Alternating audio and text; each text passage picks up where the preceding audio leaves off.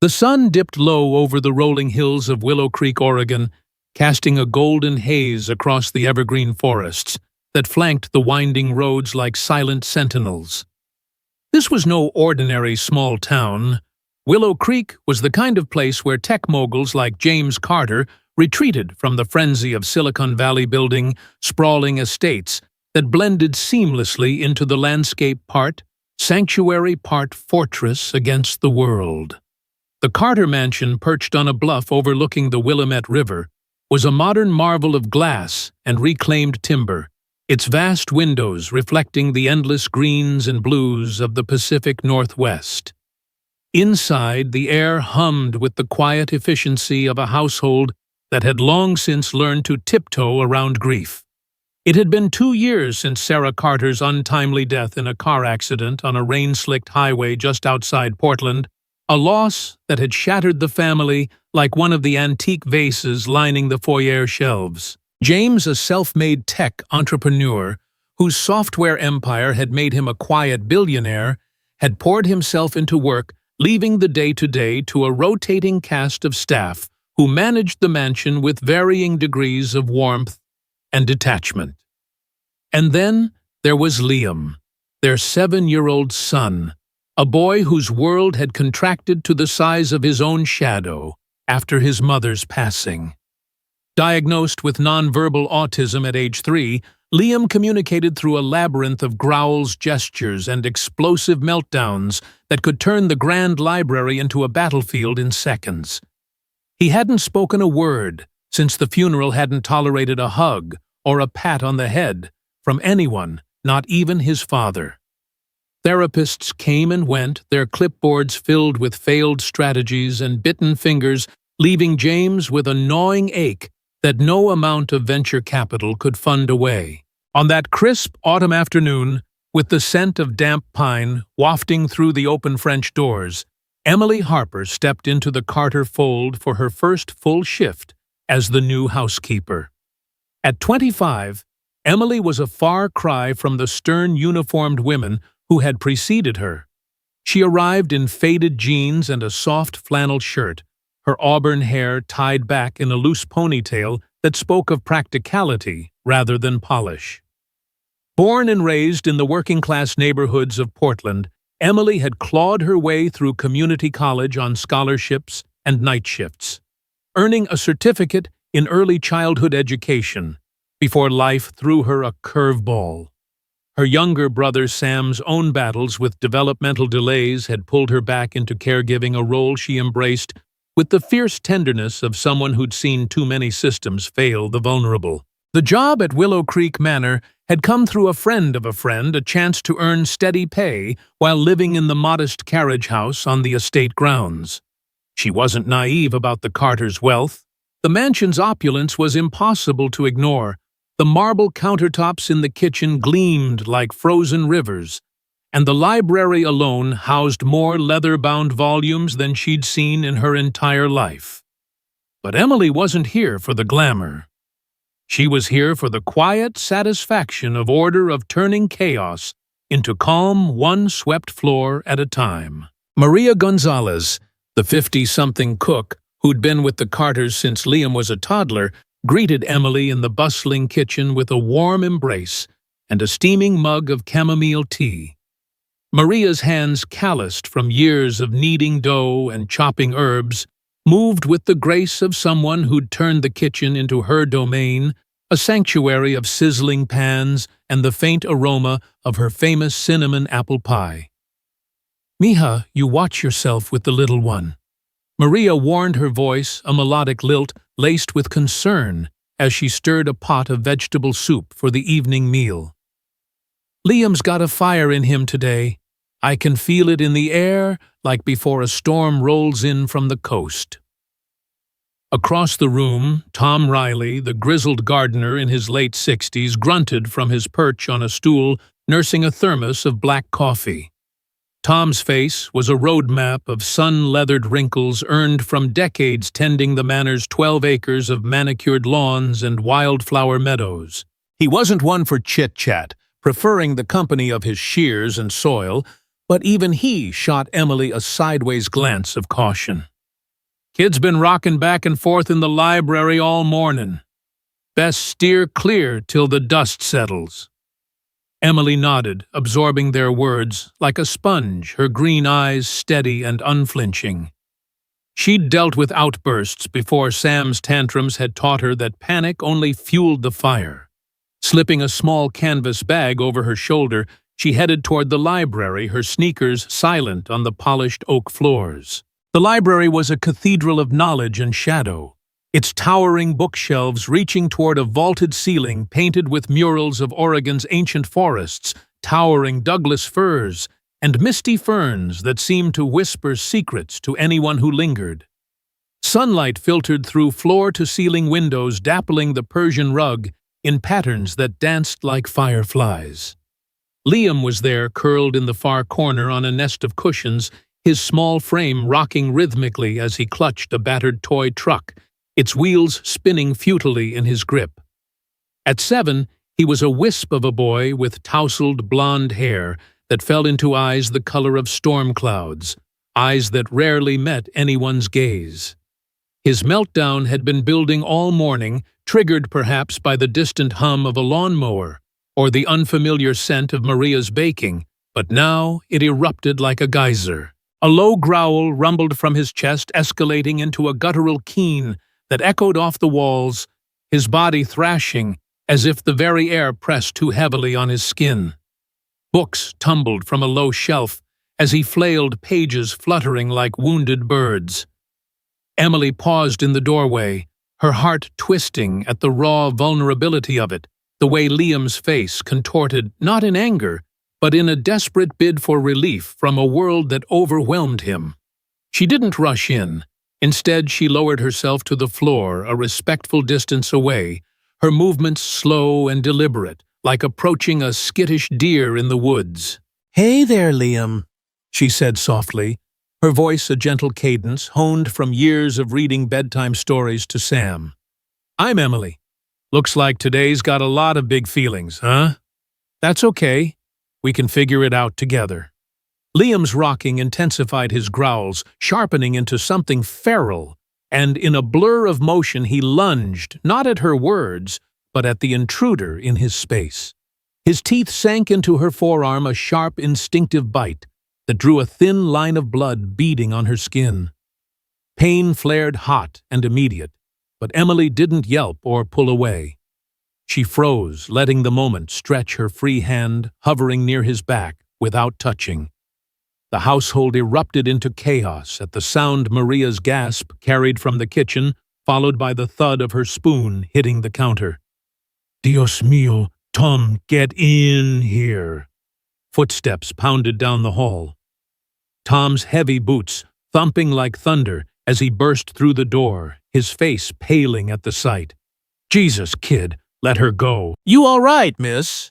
Maria arrived seconds later, her apron dusted with flour, hands wringing as she hovered uncertainly. "Oh, sweet boy, what are we gonna do with you?" "Emily, honey, pull back slow. Don't make it worse." Liam's grip tightened for a heartbeat, his dark eyes locking onto Emily's with a wild, pleading intensity, as if testing whether this stranger would fight or flee. The air thickened with the metallic tang of blood and the faint underlying sharpness of fear. But Emily held steady her breath, even ignoring the sting as warm trickles ran down her wrist. In her canvas bag, she'd packed a secret weapon, not from any textbook, but from her own ingenuity. A handmade sensory board, a 12 by 18-inch panel of soft felt and fabric scraps textured with buttons, zippers, ribbons, and crinkly cellophane pockets that rustled like autumn leaves. She'd crafted it late one night in her tiny Portland apartment, thinking of Sam and the way simple textures could anchor a storm-tossed mind. "Liam," she murmured, inching the bag closer with her uninjured hand. "I've got something here that might feel nice. It's squishy in places, crunchy in others. No rush. We can just look if you want." The words were a lifeline tossed into the maelstrom without demand. Slowly, impossibly, Liam's jaw slackened, his teeth releasing her arm with a wet pop that left crescent-shaped indents blooming red against her pale skin. He scrambled back a fraction, panting, his rocking resuming, but slower now, less frantic. Emily didn't press. She unzipped the bag and eased the sensory board onto the rug between them, its vibrant patches of blue velvet and yellow silk catching the light like a patchwork quilt of possibilities. Liam's gaze flicked to it, hesitant at first, then drawn inexorably, his small fingers twitching as if pulled by invisible strings. From the shadowed balcony overlooking the library, a perch James used for late-night coding sessions, when sleep evaded him, the scene unfolded like a fragile dream.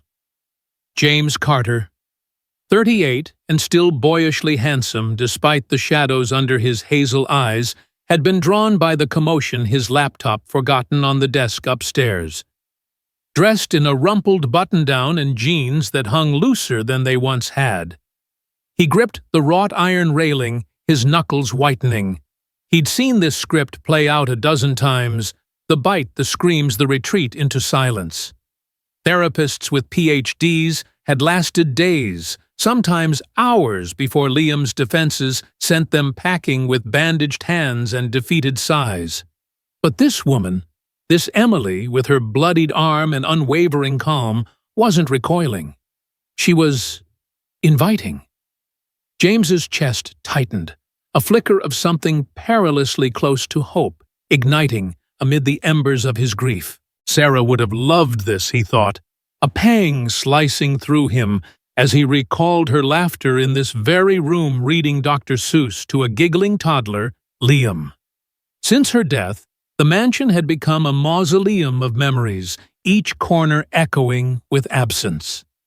Liam hadn't allowed touch, not a brush of fingers or a comforting squeeze, as if his skin had become a barrier woven from loss itself. Yet here he was, inching forward on his knees, one tentative hand reaching for the sensory board's Velcro strip, peeling it back with a satisfying rip that elicited the faintest huff, not quite a laugh, but close, a breath expelled in wonder. Downstairs, the staff clustered in the doorway, a tableau of stunned relief. Maria crossed herself, murmuring a quick prayer in Spanish under her breath, her eyes misty as she watched Liam's fingers explore the board's pom-poms, soft and yielding under his touch. Madre de Dios, would you look at that? He's touching it, like he wants to. Tom shifted uncomfortably, rubbing his stubbled chin, his gruff exterior cracking just enough to reveal the soft spot he'd hidden since his own daughter's rebellious teen years. Never seen him settle like that. Not since, well, you know. The you-know hung unspoken since the accident that had left tire marks on James's soul and a boy adrift in silence. Emily, oblivious to the audience above, smiled faintly, her voice a soothing murmur. Yeah, that's the crinkle part. Hear how it sounds, like walking on leaves in the woods outside. You like that? Liam didn't nod, didn't speak, but his rocking eased to a gentle sway, his free hand now tracing the board's braided cord over and over, a rhythmic anchor pulling him from the edge. Blood still seeped from her bite marks, staining the cuff of her shirt, but Emily paid it no mind.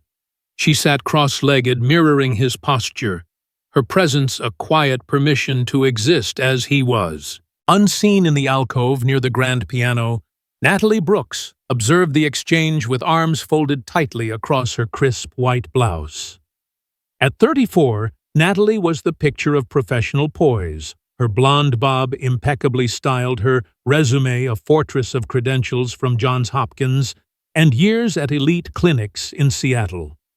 Hired 6 months prior as Liam's occupational therapist, she'd arrived with promises of breakthroughs, armed with weighted vests and iPad apps designed to coax speech from the silence. But progress had been glacial. Liam tolerated her sessions with detached endurance, his eyes glazing over protocols that felt more like checklists than connections.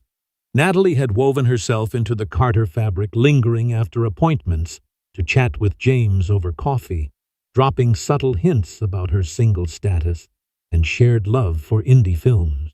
It was a calculated intimacy, one that had yielded admiring glances and the occasional dinner invitation progress, in her mind, more tangible than any therapy milestone. But now, watching this upstart housekeeper, this Emily with her folksy crafts and bleeding arm breach Liam's walls in minutes, a sour twist coiled in Natalie's gut. Who was she, this nobody from the city, to waltz in with homemade trinkets and steal the spotlight? Natalie's lips thinned into a line, her blue eyes narrowing, as Liam clutched the sensory board to his chest, rocking with it like a lifeline. Threat. The word echoed in her mind, sharp as a scalpel. She'd studied attachment theory after all. Rapid bonds like this were anomalies, red flags for instability. Or manipulation. Yes, that was it, a clever ploy to ingratiate herself with the grieving widower. Natalie smoothed her skirt, forcing a neutral smile as she stepped into view. Her voice honeyed concern. Well, that was quite the introduction. Emily, is it? I'm Natalie, Liam's therapist. Let's get that arm looked at. We can't have heroes bleeding on the job. James descended the spiral staircase like a man emerging from a trance, his loafers whispering against the treads. The library felt transformed, the air lighter, as if Liam's meltdown had exhaled its fury into something manageable. He knelt a safe distance from his son, close enough to catch the faint scent of the boy's shampoo, the unscented kind Sarah had sworn by, and felt a lump rise in his throat. "Liam, buddy!" He ventured, his voice rough from disuse in tender moments. No response, but Liam's eyes flicked toward him. For a split second, the sensory board still cradled like a shield. James turned to Emily, extending a hand to help her stand, his touch lingering a beat too long on her elbow. That was incredible. No one's ever, thank you, really. Up close, he noticed the freckles dusting her nose, the way her eyes crinkled with genuine warmth, unmarred by the pain she'd endured. Emily waved off the praise, flexing her arm gingerly, as Maria bustled in with a first aid kit, dabbing antiseptic on the wounds with maternal fuss. "It's nothing, Mr. Carter. Kids like Liam just need a minute to reset. That board, I made it for my brother. He's got some similar wiring upstairs." She didn't elaborate, but James caught the undercurrent, the shared language of quiet battles. Tom clapped a hand on James's shoulder, his voice gruff but approving. "She's a keeper, boss. Reminds me of that time with the old mare, gentle hand wins the day." Maria nodded vigorously, already plotting to slip Emily an extra slice of pie at dinner. "See, and look at our Chico now, holding on like it's his favorite toy." As the group dispersed, Tom muttering about overgrown hedges, Maria retreating to her pots, Natalie lingered, her smile a veneer over simmering unease. She crouched near Liam, attempting to engage with the sensory board, but he pulled it away with a warning growl, his body curling protectively. "Fascinating," she said to James, her tone clinical, laced with just enough warmth to pass muster. "Such a quick attachment. Unusual for his profile. We'll need to monitor this, ensure it's not overstimulating." James nodded absently, his mind replaying the moment Liam's teeth met flesh, and met grace instead of wrath. For the first time in years, the mansion didn't feel like a cage. It felt like a threshold cracked open by a stranger's steady hand. Emily, bandaged and unfazed, gathered her cleaning supplies, stealing one last glance at Liam, who traced the board's edges with hypnotic focus. In that instant, she saw not a diagnosis, but a boy adrift, reaching for solid ground. And as she slipped into the sunlit hallway, the weight of Willow Creek's whispers of second chances and hidden hurts settled around her like the forest mist promising storms yet to come. But for now, in the hush following the bite hope, flickered like a candle in the library's gloom, fragile but unextinguished. Liam rocked on the sensory board, his new compass pointing toward a world that for the first time might just point back.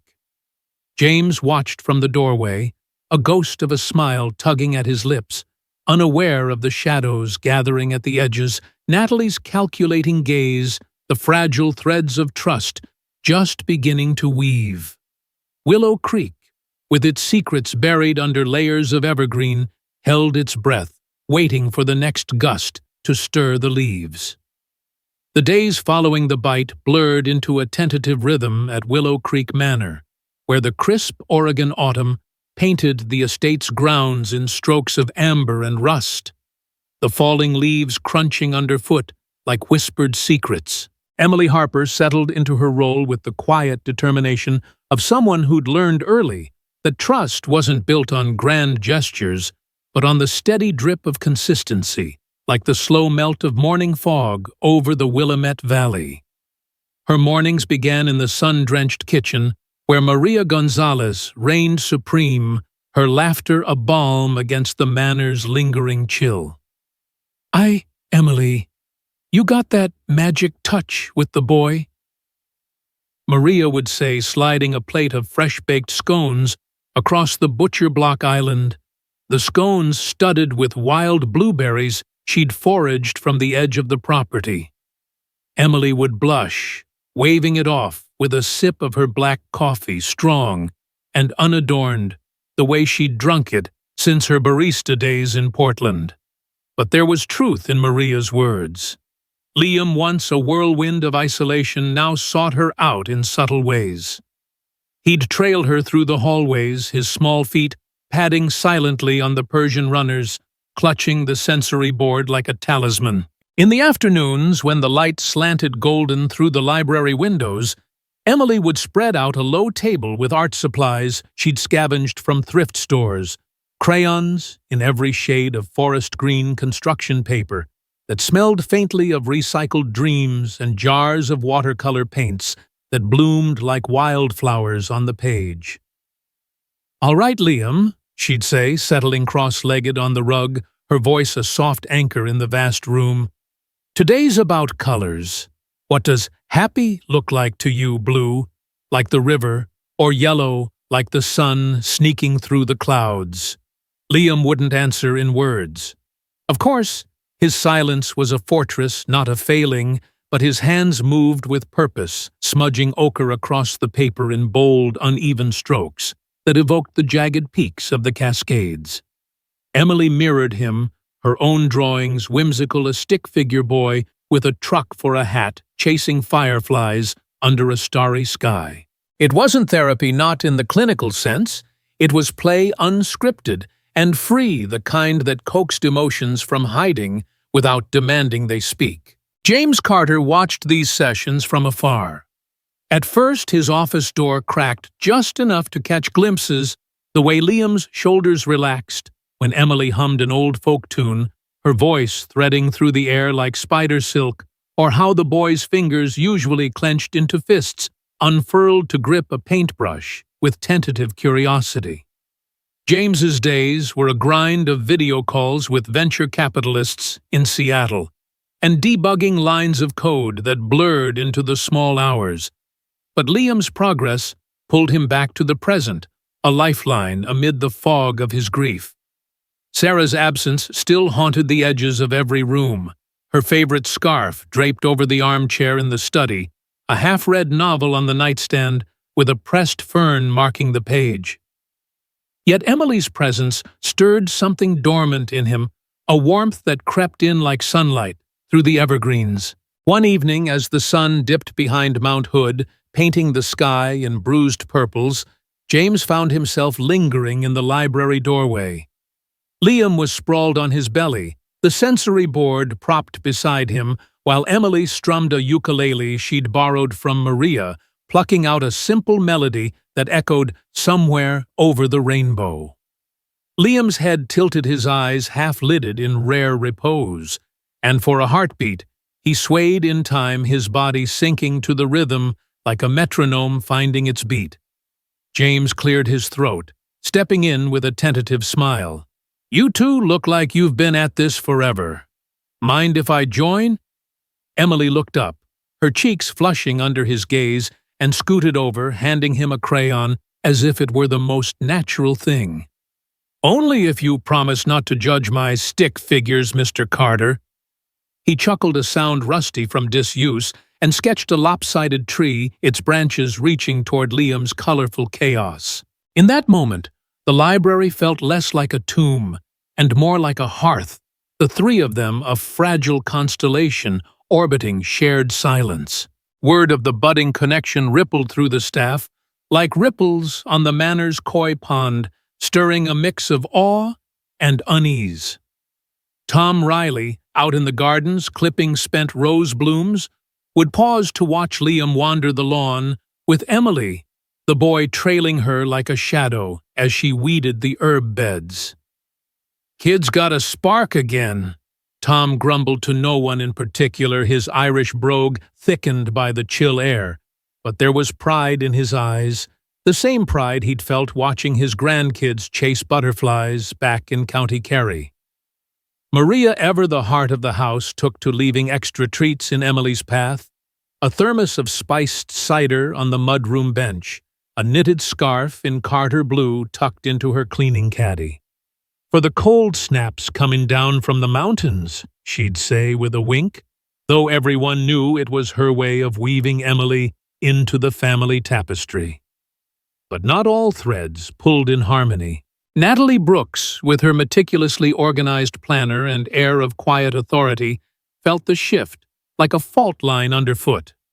Her therapy sessions with Liam had plateaued into rote exercises, stacking blocks, to build emotional resilience, tracing letters on a touchscreen that elicited nothing but yawns. She'd invested 6 months in the Carter's charming James with anecdotes from her TEDx talk on neurodiversity, sharing playlists of ambient soundscapes tailored to Liam's sensitivities. And now, this interloper, a housekeeper with no credentials beyond a community college sticker on her beat-up Subaru, was eclipsing her. Natalie observed from the periphery, her notes app filled with entries like "rapid attachment potential codependency risk" and "unstructured interventions monitor for regression." During a routine check-in, she cornered James in his study, the room's walls lined with prototypes of his latest AI gadget, a sleek device meant to predict user needs before they arose. "James," she said, perching on the edge of his desk, her voice a velvet glove over steel, "I've noticed Liam's responding well to creative outlets, but we must be cautious. Folk methods can disrupt established protocols. Emily's wonderful truly, but she's not trained in OT best practices." James leaned back in his ergonomic chair, rubbing the bridge of his nose, the weight of her words settling like damp fog. "She's getting through to him, Nat. More than anyone since, well, you know." Natalie nodded sympathetically, her hand brushing his arm a touch calculated to linger. "I do know, and that's why I'm concerned. True progress is measured sustainable. Let's keep an eye on it for Liam's sake." As the week wore on, Natalie's unease fermented into action, a slow poison distilled in the quiet hours when the manor slept under a blanket of stars. Late one Tuesday night, with the grandfather clock in the foyer tolling midnight like a solemn heartbeat, Natalie slipped through the shadowed corridors, her slippers silent on the hardwood. The house was a labyrinth of whispers, the hum of the HVAC, the distant hoot of an owl in the woods, but she moved with the precision of someone who'd mapped every creak. Emily's quarters in the carriage house were modest, a single room with a quilted bed, a stack of dog-eared paperbacks by the window, and a corkboard pinned with photos of her brother Sam, his grin wide despite the wheelchair that framed him. Natalie had gleaned details from casual chatter: Sam's cerebral palsy, the sibling bond forged in hospital waiting rooms. It made her plan all the sweeter, a twist of the knife in an already tender spot. In her pocket, wrapped in a silk handkerchief, was Sarah Carter's heirloom watch, a vintage Patek Philippe, with a mother-of-pearl face, its gold band etched with the date of their wedding, tucked away in James's safe after the accident. Natalie had borrowed it weeks ago during a session under the guise of using it for a timed sensory exercise, and James, trusting her expertise, hadn't questioned the absence. Now, heart pounding with a thrill she mistook for justice, she eased open Emily's locker, a simple metal cabinet by the door, stocked with cleaning rags and spare aprons. Tucked into the folds of a folded towel deep enough to evade a casual glance, but discoverable with intent, the watch nestled like a serpent in Eden. Natalie exhaled sharply, her breath fogging the chill air, and retreated as swiftly as she'd come, the manor's silence swallowing her footsteps. By morning, the sabotage bloomed like black mold in the manor's underbelly. Breakfast unfolded in the sunlit breakfast nook where French doors opened to the terrace overlooking the river, the air scented with Maria's frittata and fresh ground coffee. Emily arrived early, her arm bandaged but healing, ready to whisk Liam away for a finger-painting session in the sunroom. But as she reached for her apron from the locker habit more than necessity, Natalie's voice cut through the bustle like a shard of glass. "Oh dear, what's this?" She stood by the open cabinet, holding the watch aloft, its diamonds catching the light like accusatory stars. The room froze. Maria's spatula hovered mid-flip. Tom's thermos clattered to the counter, and James, mid-sip of his espresso, set the cup down with deliberate slowness. Emily's stomach plummeted, her eyes widening as recognition dawned, not of guilt, but of the impossible. "That's Mr. Carter's. How did—" Natalie turned to James, her face a mask of reluctant sorrow, eyes glistening with feigned tears. "I was fetching some therapy tools from the supply closet and thought I'd check on Emily's things, organizational audit, standard procedure. And there it was, right in her towel. James, this is Sarah's watch, the one from your vows." James's face drained of color, the heirloom a relic of laughter and promises, now weaponized against the one person who'd begun to mend his fractures. He crossed the room in 3 strides, taking the watch gently, his thumb tracing the engraving as if it might erase the betrayal. "Emily, explain this. Now." His voice was low, threaded with hurt, the kind that cut deeper than anger. Emily's mind raced, piecing the puzzle through the haze of shock, the locked safe. Natalie's too perfect timing, the glint of satisfaction she'd glimpsed in those blue eyes. But proof was a luxury she couldn't afford, not here, not now. "Mr. Carter James, I swear on everything I hold dear, I didn't touch it. I've never even seen it before.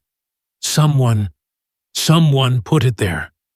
Her voice cracked, green eyes pleading, but doubt crept into the room like ivy through cracks. Maria averted her gaze, her loyalty fraying at the edges. She'd seen the watch once years ago on Sarah's wrist during a garden party, its tick a metronome to happier times. Tom shifted, muttering under his breath about "damn shame," his trust in newcomers, as weathered as the estate's cedar siding. Natalie stepped forward, placing a hand on James's arm, her touch solicitous. "James, let's not jump to conclusions. But integrity matters in a home like this, especially with Liam. We can't risk instability." James nodded numbly, the weight of decision pressing like the coastal rains. He looked at Emily, searching her face for the lie that wasn't there, torn between the evidence in his palm and the light she'd brought to his son's shadowed world. I need to think on this. Emily, take the day. Stay in the carriage house, but don't leave the grounds. We'll sort it tomorrow." It wasn't dismissal, not fully, but the words landed like a door slamming shut. Emily nodded, throat tight, gathering her dignity like scattered leaves as she slipped out the back door, the autumn wind whipping her hair. Behind her, whispers stirred Maria to Tom in the pantry. "Poor girl, but what if?" And Tom grunting, "World's full of smooth talkers looking for a score." Liam, oblivious to the undercurrents, at first felt the shift like a barometric drop before a storm.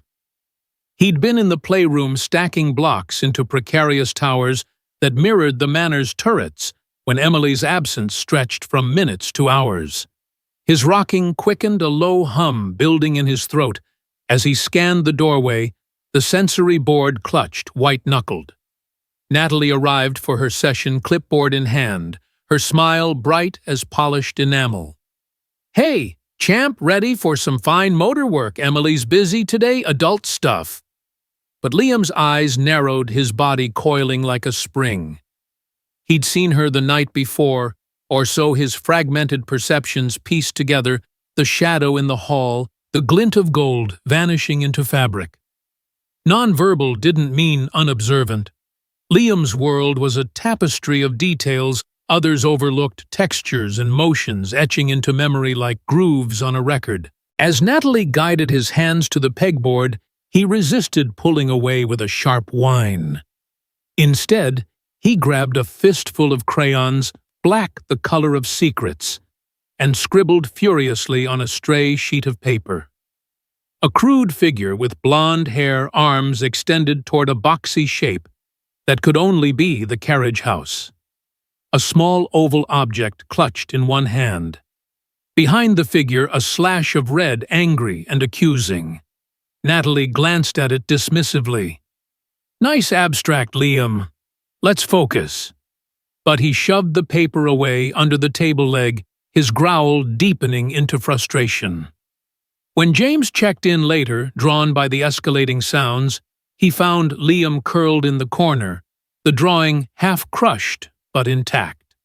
He smoothed it out, brow furrowing at the cryptic imagery, the blonde woman, the hidden gleam. "What is it, buddy?" Liam met his eyes for a fleeting second, pointing insistently at the figure, then at the playroom door where Natalie had exited. James pocketed the paper, a seed of unease sprouting amid the thorns of doubt. Was it nothing? A child's chaos? Or something more? A silent alarm from the one voice he'd failed to hear. That night, as fog rolled in from the river blanketing Willow Creek, in a silvery shroud, Emily sat on the carriage house steps, knees drawn to her chest, the watch's phantom weight pressing on her conscience. Stars pricked the sky overhead, indifferent witnesses to the unraveling below. James paced his study, the heirloom ticking mockingly on his desk. Liam's drawing unfurled beside it, like a riddle in charcoal. Natalie, in her guest room down the hall, sipped chamomile tea laced with a splash of bourbon. Her triumph laced with a gnawing edge. What if the boy had seen? The manor held its breath, the shadows lengthening as trust teetered on the brink of fracture, waiting for dawn to reveal the fractures beneath. The fog that had cloaked Willow Creek Manor like a guilty shroud lifted by midday, giving way to a brittle October sun that sliced through the evergreens and cast long, accusatory shadows across the estate's lawns. James Carter hadn't slept. The heirloom watch ticked relentlessly on his nightstand, its rhythm a mocking echo of the heartbeat he'd once shared with Sarah, now twisted into doubt about the woman who'd begun to thaw his frozen world. Emily's absence gnawed at him, a hollow ache that mirrored the void left by his wife's passing, but it was Liam's unraveling that propelled him into action. The boy, usually a ghost flitting through the manor's halls, had devolved into a storm cloud of agitation rocking ceaselessly in the playroom, his growls escalating into keens that pierced the walls like sirens. Maria had tried everything, her special empanadas shaped like trucks, a playlist of ocean waves crashing on Oregon's rugged coast, even enlisting Tom to demonstrate his whittling knife on a block of pine, carving a tiny horse that Liam had batted away with a swipe that splintered it into kindling. "He's missin' her poor lamb," Maria confided to James over a hurried lunch in the kitchen, her eyes red-rimmed from wiping away the boy's tears, rare salty tracks that carved paths down his cheeks. "That drawing he did, it's like he's trying to tell us something, but in his own code." James nodded, pulling Liam's scribbled page from his pocket.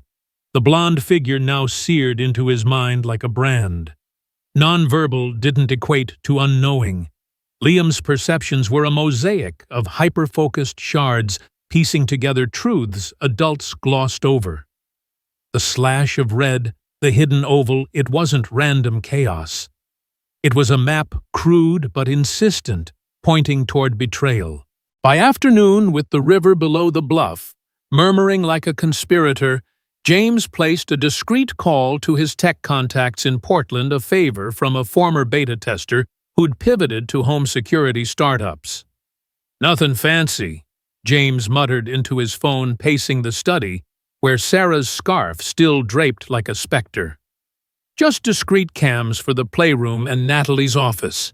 Motion-activated cloud-synced. And keep it quiet. No invoices, no traces." The devices arrived by courier that evening, slim black orbs disguised as smoke detectors, their lenses winking like unblinking eyes, as James mounted them himself, sweat beading on his brow, in the dim lamplight. The first footage rolled in fits and starts. Over the next 2 days, James stealing glances on his laptop. During lulls in his code reviews, the screen's glow illuminating the hollows under his eyes. Liam's sessions with Natalie unfolded like a scripted tragedy, the playroom's colorful rugs and toy bins a stage for subtle sabotage. In one clip, time-stamped Wednesday, at 2:17 p.m., Natalie knelt beside Liam, her clipboard balanced on one knee as she coaxed him toward a sorting game, red blocks for angry, blue for calm. But her voice, stripped of its usual saccharine lilt by the camera's unflinching mic, dripped with condescension. "Come on, Liam, you can do better than this. Emily made it look so easy, didn't she? But she's gone now. Poof, because she couldn't be trusted. People like that. They take, and they leave you spinning." Liam's hands froze mid-reach, his body stiffening as if her words were physical barbs, his rocking, jerking into overdrive. He knocked the blocks, flying a clatter that echoed his inner tumult, and Natalie sighed theatrically, jotting a note with a flourish. "See regression. We knew unstructured play was risky." James paused the video, his jaw clenching so hard it ached. The manipulation was surgical, eroding the fragile gains Emily had nurtured like seedlings in spring soil. Another segment from Thursday morning captured Natalie in the office, a sunlit nook off the library lined with therapy manuals, and a ficus that drooped like a weary sentinel. Liam was absent, but she paced phone to her ear, her free hand gesturing sharply. "Yes, Dr. Ellis, it's Brooks. The housekeeper situation handled. Planted the seed, literally, and the father's buying it. Liam's attached, sure, but it's unstable. I'll steer us back to protocol, once she's out for good." A laugh brittle as autumn leaves. "Oh, the Watch family heirloom, irreplaceable. Perfect touch." James's stomach roiled, bile rising as the pieces slotted into place, the discovery, the feigned concern, the way she'd lingered after the confrontation, her hand on his shoulder like a proprietor's claim. But it was the final clip that shattered him, a late-night feed from the playroom where shadows pooled like ink under the moon's pale gaze. Natalie alone rifled through a bin of art supplies, her fingers closing around the sensory board. With a vindictive yank, she tore at its seams, ribbons snapping like tendons, the crinkly pockets ripping open to spill their secrets. "Stupid rag!" she hissed, stuffing the mangled remains into a canvas tote, her own monogrammed with NB in silver thread, before vanishing down the hall toward her quarters. James replayed it thrice, each viewing etching deeper fury, his hands trembling as he forwarded the files to a encrypted drive. Dawn broke cold and clear on Friday, the kind of Pacific Northwest morning where frost etched filigree on the manor's windows, turning the world into a fragile etching. James cornered Natalie in the breakfast nook, the air thick with the scent of Maria's oatmeal cinnamon, laced a comfort she deployed like armor against discord. She was mid-bite, her blonde bob catching the light like a halo when he slid his laptop across the oak table, the screen blooming with the office footage. "Watch," he said, his voice a low rumble, devoid of the warmth she'd cultivated over coffee chats and shared playlists. Natalie's fork hovered her eyes, flicking to the video her pacing her, call the damning words about the seed. Color drained from her face, but she recovered with the poise of a clinician dissecting a case study. "James, this is out of context. I was venting. Therapists do that. And the bored Liam destroyed it himself during a meltdown. I was just containing the mess." He cued the playroom tear, the audio crisp, stupid rag.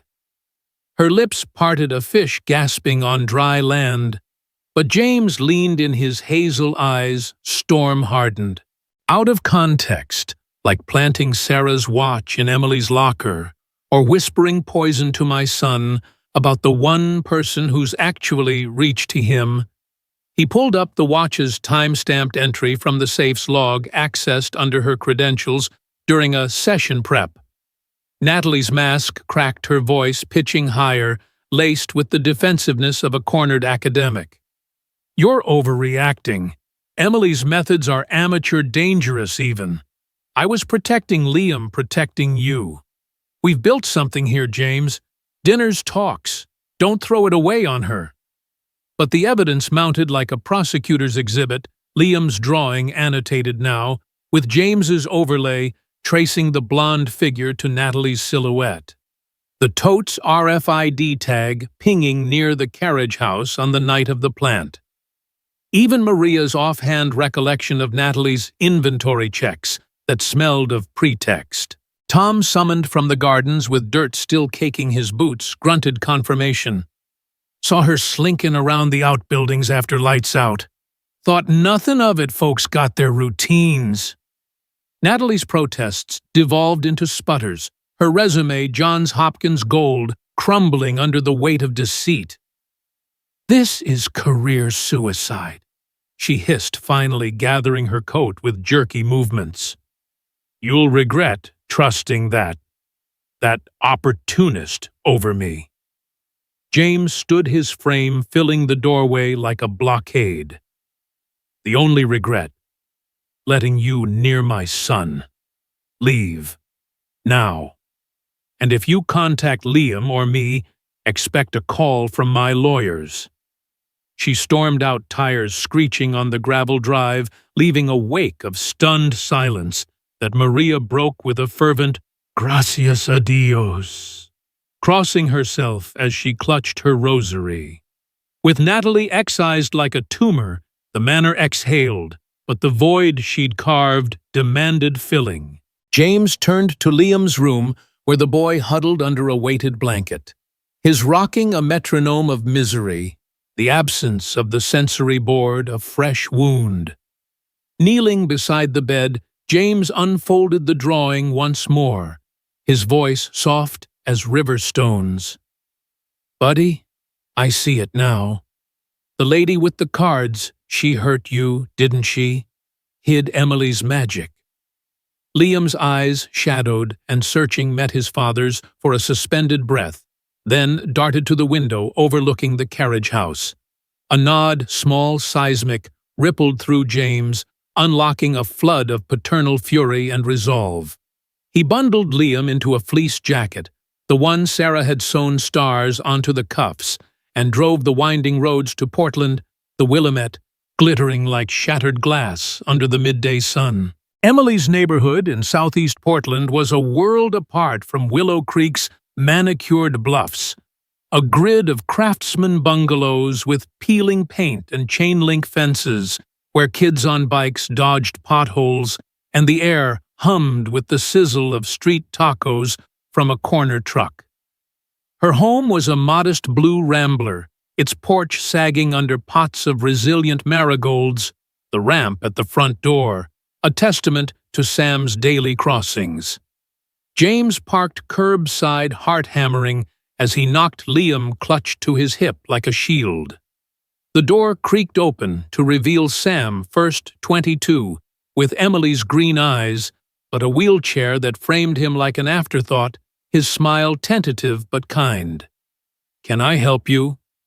Behind him, Emily appeared, towel drying her hair post-shower, her face paling at the sight of James and the boy. "Mr. Carter." "What, Liam?" The child's arms shot out a wail building in his throat, but James set him down gently, and Liam bolted across the threshold, colliding with Emily in a tangle of limbs and muffled sobs. She sank to her knees, enveloping him, her whispers a litany of, "It's okay, little man, I'm here," as tears carved hot paths down her cheeks. James lingered on the stoop, hat in hand, like a supplicant, until Sam wheeled aside with a knowing nod. "Kitchen's this way, folks," ushering them into a cozy space redolent of chamomile and fresh laundry. Emily rocked Liam on the linoleum, his face buried in her shoulder, the storm in him ebbing to sniffles. James pulled a chair, unfolding his laptop with hands that shook from adrenaline's ebb. "Emily, God, where to start? I was an idiot. A blind, grieving idiot." He played the footage in segments, the tear of the board. Natalie's venomous whispers, the safe log's betrayal, each revelation drawing gasps from Sam, who gripped the table edge, his voice a fierce whisper. "That witch. Em's been through enough without this crap." Liam, sensing the shift, lifted his head, pointing at the screen's frozen image of Natalie, then slashing the air with a growl that spoke volumes. Emily's eyes widened, piecing her own suspicions, the late-night shadows, the too convenient discoveries. "She, all this time, for what, jealousy?" James nodded, sliding Liam's drawing across the table, the red slash, now a vindication. "Over you. Over us. But it's done. Police have the files, trespassing, endangerment, the works. And the watch, it was hers all along." Silence bloomed heavy with the unsaid, the chasm of accusation bridged by proof. Then from the bundle in Emily's arms, a miracle unfurled. Liam pulled back his storm cloud eyes, locking on hers, mouth working soundlessly before a single word tumbled out raw and rasped like a prayer, long withheld. "Home." The room stilled, Sam's jaw dropping, Emily's breath hitching into a sob as she cupped his face. "Home, oh sweet boy. Yes, yes, you're home." James's vision blurred the word, a thunderclap in his soul, the first since Sarah's lullabies, a bridge from silence to belonging. Sam clapped slowly, his grin splitting wide. "Holy hell, sis. That's huge. Kids got pipes after all." In the afterglow over mugs of instant coffee that tasted like victory, Emily met James's gaze across the table, the air between them charged with possibility. "I can't just go back to dusting shelves, James. Not after this." He reached for her hand, his thumb tracing her knuckles. The bite scars faded but etched in memory. "Then don't. Come back as family. Caregiver, confidant, hell, whatever you want to call it. Liam needs you. We need you." Sam's eyes twinkled, sibling radar pinging. "Portland's got its charms, but Willow Creek sounds like a fresh start. And hey, I've got wheels, visits are easy." Liam nestled against Emily, tugged her sleeve, mimicking the drawing's gesture, a point toward the door, then a hug. Laughter bubbled up tentative at first, then full-throated, chasing shadows from the corners. By dusk, as the Portland skyline twinkled like distant fireflies, they piled into James's SUV. Liam buckled in with his reclaimed drawing, Sam waving from the porch with promises of Sunday barbecues. The drive back wound through twilight forests, the Willamette, a silver thread below, and in the quiet hum of tires on asphalt bonds reforged stronger than steel. Willow Creek Manor loomed ahead, no longer a mausoleum, but a hearth aglow, its windows beckoning like open arms. Emily leaned her head on James's shoulder at a stoplight, Liam's soft snores a lullaby from the back seat. The truth, once buried under deceit, had surfaced like a river stone, smoothed by time, raw, unyielding, and ready to build upon. But as the gates swung wide, a whisper of caution lingered. Healing was a path, not a destination, and the road ahead curved through uncharted woods, promising both thorns and triumphs in equal measure. Tom greeted them at the door, his grizzled face splitting into a rare grin shovel, propped like a sentinel. "'Bout time, boss. Maria's got stew on enough to feed an army." Inside the manor thrummed with tentative warmth, Maria enveloping Emily in a flower-dusted hug that smelled of home. "Mi corazón, we knew. Over bowls of venison stew by the fireside, Stories spilled Sam's virtual toast via video call, Liam's word replayed like a victory chant. James watched Emily laugh, her auburn hair catching firelight, and felt the grief's grip loosen just a fraction. "To home," he toasted, clinking mugs, and Liam echoed it silently, his finger tracing an invisible heart on the sensory board's remnants stitched anew by Maria's deft hands that very afternoon. The night deepened, stars wheeling overhead like confetti, and for the first time in years, sleep came easy, dreams laced not with loss, but with the quiet promise of dawn. The first snowflakes of the season dusted Willow Creek like confectioner's sugar on a gingerbread house, blanketing the manor's sprawling lawns in a hush that muffled the world beyond the evergreens.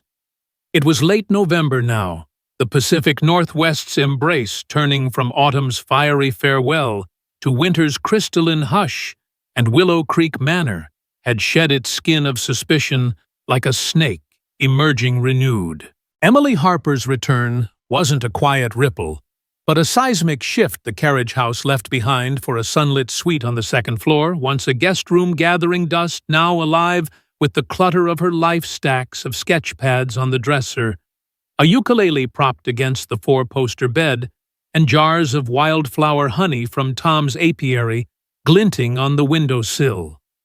No longer the housekeeper, Emily stepped into a role as fluid as the Willamette itself, caregiver by day, confidant by firelight, her days woven with Liam's rhythms and James's silences. The boy, once a fortress of solitude, bloomed under her steady tending, his world expanding inch by crayon-marked inch. Mornings began in the sunroom, a glass-walled haven where the snow-capped cascades loomed like benevolent giants, and Emily unfurled rolls of butcher paper across the low table, the air scented with beeswax crayons, and the faint, earthy tang of pine from the Yule log Maria was already prepping. "Okay, storyteller," Emily would say, her voice a warm current pulling him along. "What adventure today? The truck that sails the river, or the boy who tames the snow dragon?" Liam perched on a nest of cushions with his rebuilt sensory board stitched stronger by Maria's needle. Its ribbons, now reinforced with fishing line from Tom's tackle box, would hesitate, his fingers tracing the board's textures as if consulting an oracle. Then, haltingly, words would emerge not in floods, but in droplets. "Truck, river, go fast." his voice raspy from disuse, like an old radio tuning in, carried the weight of triumph, each syllable of victory snatched from silence. Emily never pushed, never praised, with the fanfare that could overwhelm. Instead, she'd nod her green eyes sparkling like dew-kissed ferns, and add to the tale, and the truck zooms past the otters, splashing waves that sparkle like stars. What happens next, Captain? Liam's responses grew. Otters wave hello, short phrases that strung together like beads on a necklace, his rocking now a gentle sway synced to the rhythm of their shared stories. James watched this alchemy from the edges. At first, his laptop balanced on his knee, in the adjoining study lines of code blurring, as Liam's laughter, rare bell-like peals, filtered through the walls.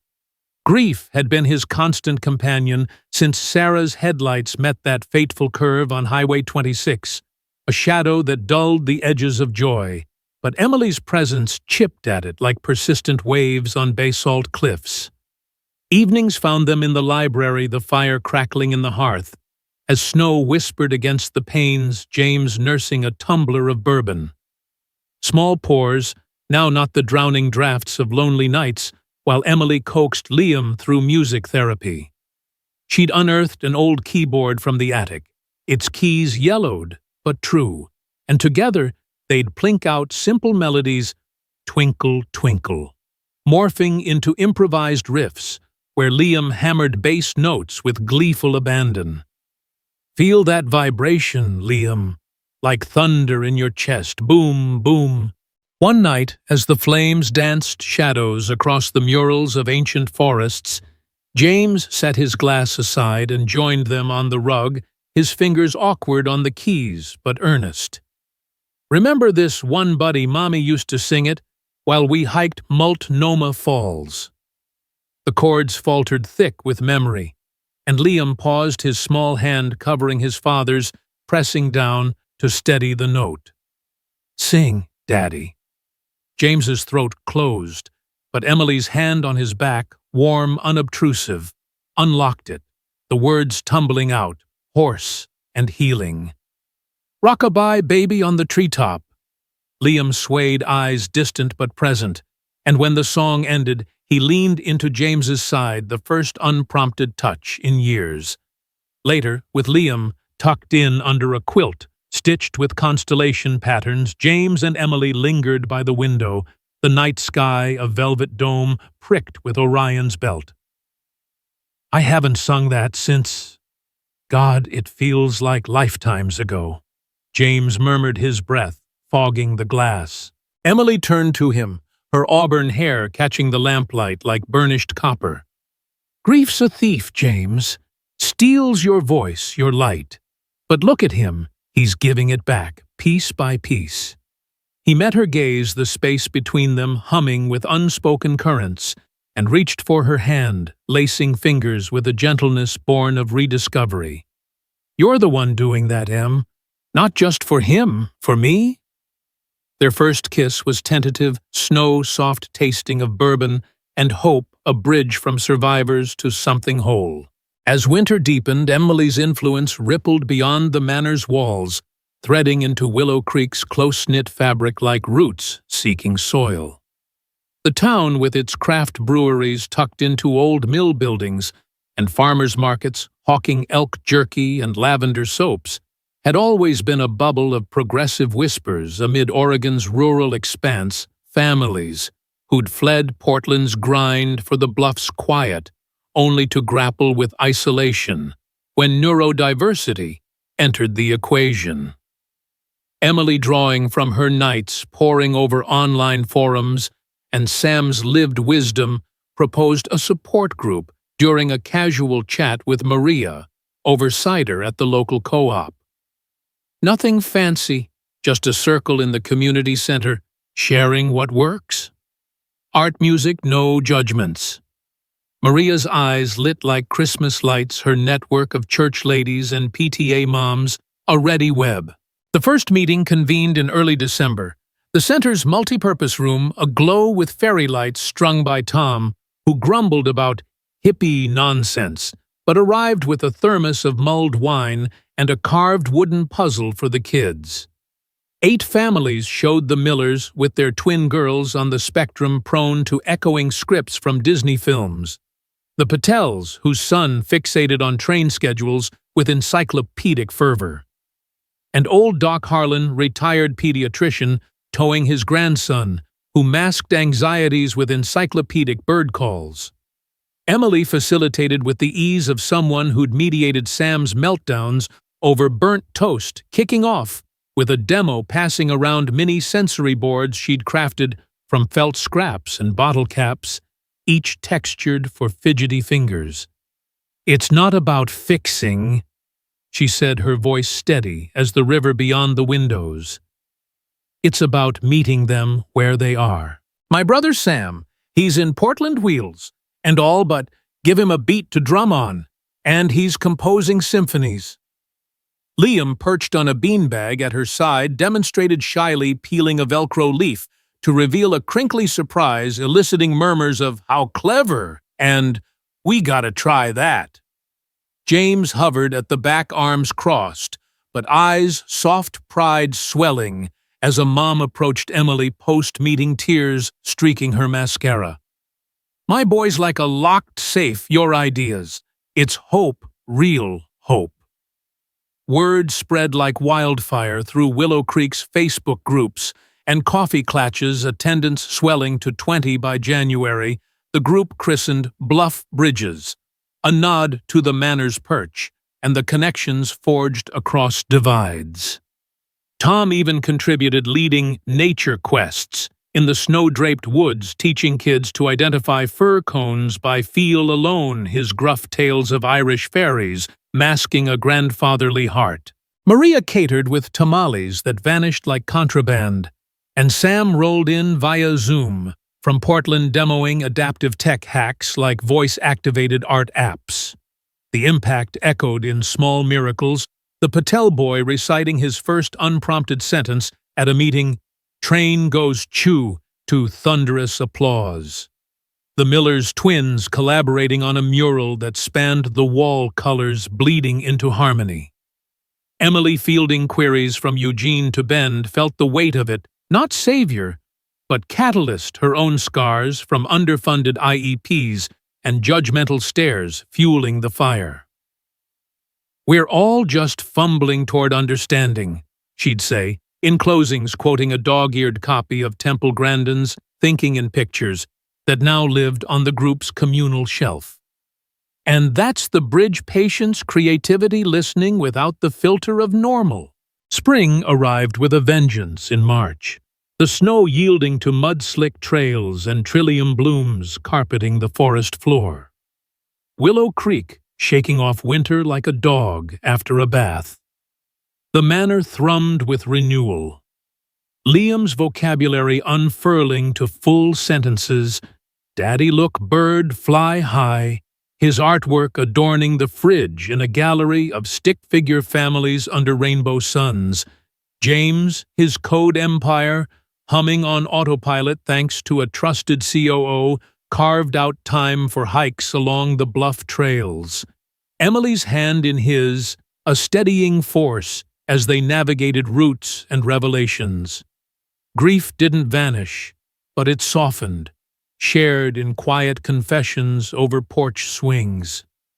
Sarah's laugh on windy days, the guilt of moving forward. "She'd want this," James said one twilight, as the river below caught the alpen glow.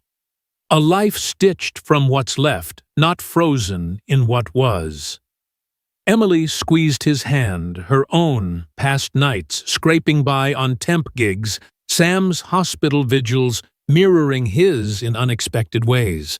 Loss carves space, James, for new roots. Liam, ever the intuitive barometer, sensed the deepening bond, his drawings evolving from solitary trucks to trios. A tall figure with glasses, Daddy, a woman with flowing hair, Emmy and a boy with a cape, all holding hands against stormy skies that parted to blue.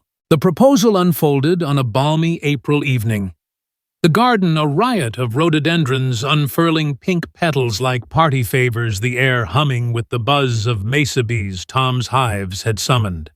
James had orchestrated it simply, no grand gestures, just the three of them on a picnic blanket amid the wildflowers, Liam's latest masterpiece, propped like a centerpiece, a crayon-rendered family under a heart-shaped sun labeled in wobbly letters, "Us Forever." Emily unpacked the basket, Maria's contribution of cheese straws and berry tarts, oblivious to James's fidgeting, his free hand slipping into his pocket for the ring, a modest opal set in reclaimed silver from a Portland jeweler, its iridescence shifting like the river's moods chosen, because Sarah had worn one just like it on their first date. Liam, cross-legged and solemn as a pint-sized officiant, caught James's eye and nodded conspiratorially, clutching the drawing like a talisman. As the sun dipped painting the bluffs in honeyed light, James cleared his throat, his voice steady despite the thunder in his chest. You crashed into our world like a meteor, upending everything but in the best way. You saw Liam when I couldn't heard him, when silence screamed loudest. And me? You made space for the mess, the grief, the guy still figuring it out. He knelt then, the grass damp under his knee, drawing out the ring as Liam thrust the drawing forward with a beaming, "For Emmy." Emily's hand flew to her mouth, tears welling as she took in the scene, the boy, the artwork, the man with eyes like home. James, yes, God, yes. Laughter mingled with sobs as he slid the ring on its fit perfect, and Liam launched himself between them in a whirlwind hug, chanting "Family, family" like a victory mantra. They sealed it with a kiss salt-sweet, and sun-warmed the garden bearing witness as fireflies began their dusk waltz. The wedding was Willow Creek distilled, intimate, unpretentious, a gathering under the manor's ancient oak on a June afternoon when the air shimmered with meadowlark song. No marquee or string quartet, just folding chairs draped in wildflower garlands woven by the Bluff Bridges crew, and a potluck spread on sawhorse tables. Tom's smoked salmon, Maria's tres leches, cake towering like a sugary monument, the Patel's samosas vanishing into eager hands. Sam wheeled down the aisle first, his best man duties discharged with a heartfelt toast. "To the sister who taught me bridges aren't built alone," his voice cracking over the mic borrowed from the community center. Emily emerged in a simple lace gown from a Bend thrift shop, altered by Maria's magic. Her auburn waves crowned with daisies, arm in arm with Maria, her chosen stand-in for a father long gone. James waited at the arch, Liam as ring-bearer in a tiny vest. The bands nestled in a velvet pouch shaped like a truck. Vows were exchanged with the river's murmur as soundtrack James's promise to love through the storms steady as these bluffs, Emily's to listen always even in the quiet. Liam, when prompted, piped up unscripted, "I love Emmy, home now." The crowd, staff, neighbors, support group families numbering 30 strong erupted in cheers, confetti of torn sheet music fluttering like liberated notes. Sam led the dance under strung bulbs as dusk fell his chair, spinning Emily in circles, while Liam tugged James onto the floor for a goofy two-step, the night alive with laughter that chased fireflies into the dark. Months later, as summer waned into harvest gold, the manor welcomed its newest thread, a baby boy, born under a harvest moon, with Liam's storm cloud eyes and Emily's determined cry. They named him River, for the lifeblood below the bluff that had carried them through. Liam, now 8, and a fountain of phrases. Babykick, like soccer, took to big brotherhood with fierce protectiveness. His days split between sensory adventures and gentle patrols by the bassinet, humming off-key lullabies cribbed from Emily's ukulele sessions. James, cradling his son in the nursery overlooking the gardens, felt the circle complete, grief's shadows thinned to wisps. Emily, nursing River by the window, watched Liam sketch beside them, a family of 4, now trucks and rivers entwined under endless skies. And in the quiet reflections that followed over Bluff Bridge's meetings, where parents marveled at Liam's poise or porch talks laced with cider, the lesson wove through like a refrain. True connection defies labels, blooming from the soil of empathy and patience. In a world quick to diagnose and dismiss it, whispered, listen deeper to the unspoken languages of growls and glances, the art in scribbles, the music in silence. Advocate fiercely for those who navigate differently, challenge the myths that box them in, and remember everyone, from the reclusive boy to the weary parent, deserves the grace of being truly seen. For in Willow Creek's embrace, amid the evergreens and the endless river, they'd learned that healing isn't a straight path, but a bridge sturdy, swaying, built, hand in hand, leading to horizons where silence sings and families once fractured shine whole.